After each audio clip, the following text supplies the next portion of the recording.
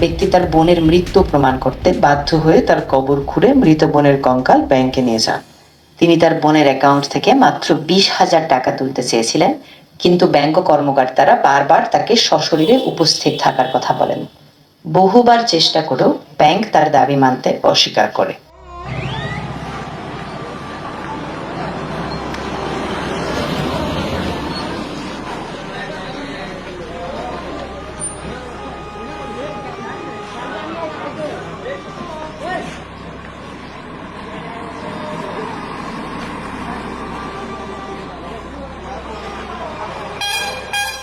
আইনি প্রক্রিয়া সম্পর্কে অজ্ঞতা এবং কঠিন পরিস্থিতির চাপে তিনি এমন এক চরম সিদ্ধান্ত নিতে বাধ্য হন, যা আমাদের সমাজের এক নির্মম বাস্তবতা তুলে ধরে।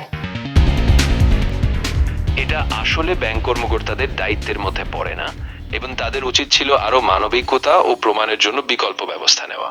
একজন মৃত ব্যক্তির কঙ্কাল আনাটা একদমই অমানবিক এবং আইনগতভাবেও প্রশ্নবিদ্ধ।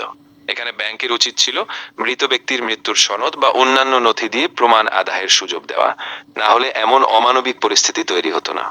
আমি মনে করি এই ঘটনার মধ্য দিয়ে আমাদের শিখতে হবে যে মানবিকতা এবং পরিচয়ের যথাযথ প্রমাণ ছাড়া কোনো গুরুত্বপূর্ণ আর্থিক বা প্রশাসনিক সিদ্ধান্ত নেওয়া উচিত নয়।